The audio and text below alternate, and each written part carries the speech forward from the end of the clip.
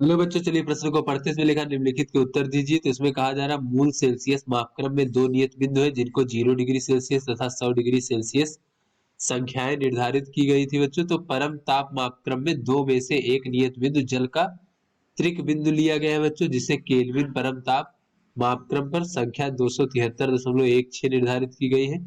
और इस मापक्रम यानी केल्विन परम ताप पर अन्य नियत बिंदु यानी दूसरा नियत बिंदु क्या है। तो चलिए बच्चों, इस प्रश्न की मूल अवधारणा को हम देख लेते हैं। तो बच्चों हम यहाँ पर देख लेते हैं कि जैसे मूल सेल्सियस मापक्रम में जो बच्चों है, मूल सेल्सियस मापक्रम में दो नियत बिंदु लिए गए हैं बच्चों, एक 0 डिग्री सेल्सियस और 100 डिग्री सेल्सियस मापक्रम में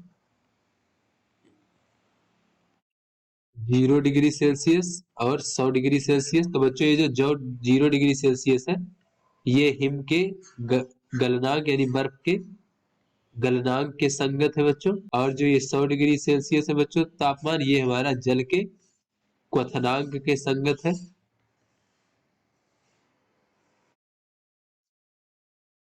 चलिए बच्चों अपने प्रश्न को हल करते हैं। तो यहाँ पर बच्चों कहा जा रहा है कि जैसे ये हमारा मूल सेल्सियस मापक्रम के बच्चों दो नियत बिंदु है, वैसे ही जो परम ताप मापक्रम है बच्चों, उसके भी दो नियत बिंदु है बच्चों केल्विन परम ताप के। एक तो बच्चों हमारा जल का त्रिक बिंदु है बच्चों, जिसका मान 273.16 केल्विन निर्धारित किया गया है। तो इस मापक्रम पर अन्य नियत बिंदु क्या है बच्चों। तो यहाँ पर हम देख लेते हैं कि जो हमारा के परम ताप मापक्रम है बच्चों, केल्विन का परम ताप मापक्रम में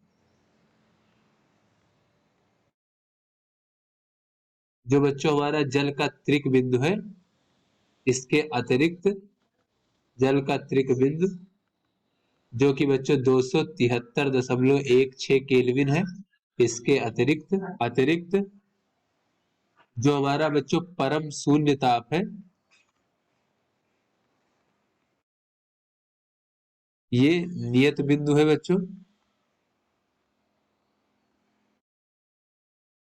और परम शून्य ताप पर जो है बच्चों सभी गैसों का दाब जो है वो शून्य होता है। सभी गैसों का दाब